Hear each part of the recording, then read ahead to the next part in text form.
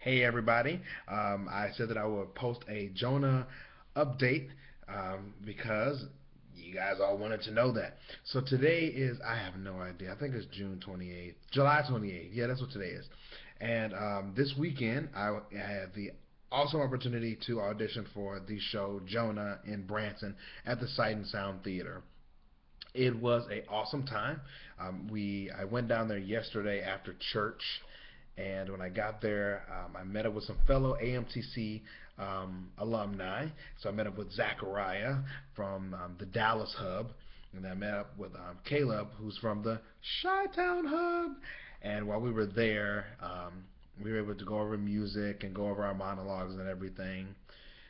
Then today was the big day, so today was the day that we did the actual audition at the Sight and Sound Theater, and that theater is huge. It is just amazing. Like you walk in, it makes you feel like Disney because everything is themed like biblical times. So everything when you walk in, it's epic. It's just epic.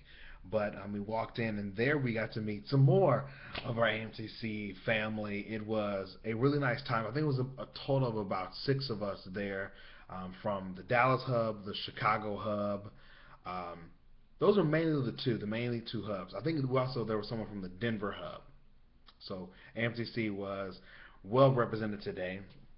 We got there, and the first thing we had to do was we had to dance. So while we danced, we went into the theater, and we got our first glimpse of the set. And the set is ridiculous. It's We were just amazed. We were just like jaw dropping, like, ah, this is awesome. And as we bend the corner, you see the theater seating. It's 2,068 seats. That's a lot of seats. But it was just amazing. The stage is huge. The space is just amazing. We worked with the choreographer, and while we were there, we all got to do we learned. After that, they broke into groups of, I believe it was five, which is pretty awesome because in my group, it was all AMTC people. Every single person that was in my group was from AMTC. So I had Steve Brown, who's one of the alumni from Winter Shine 2014. He was in my group along with Caleb and Zachariah. Then we had the other guy. I couldn't even catch his name, but he's from the Denver hub, and he was in our group. And we got to dance. After that, they made a cut. And the way that they do their cuts at Sight and Sound is it's not a no and it's not a yes. It's just they've seen what they needed to see from you at that time. So at that time, I got to stay. So I was pretty excited. So after dance, we got to do our singing. So our singing and monologue. We have 90 seconds to do a song and monologue. For those of you who do not know, the song that I chose to do was "Let It Go" from Frozen. I did it, and I did it in front of the director of the show, the assistant director, the choreographer, and everything. And as I started singing it, they were just like, "Wow, this is awesome."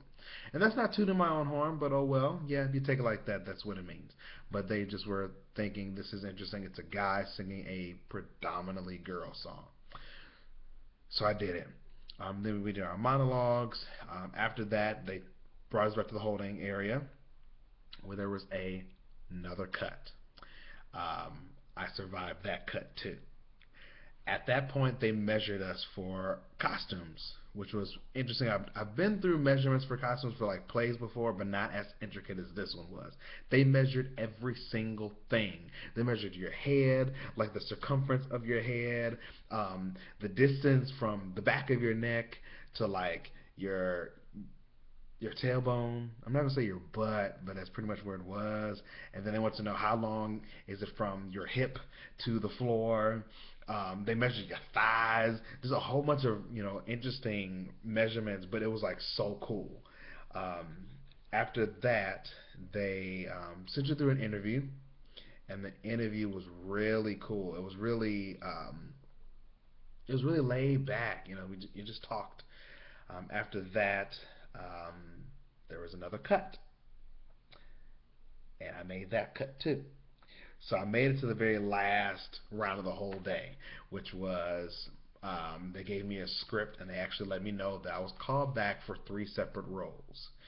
And I was just the whole day I'm just floored because I told myself I was like, God, if there's a reason why I'm here, let me see it because obviously I'm going through a lot of stuff just to get here.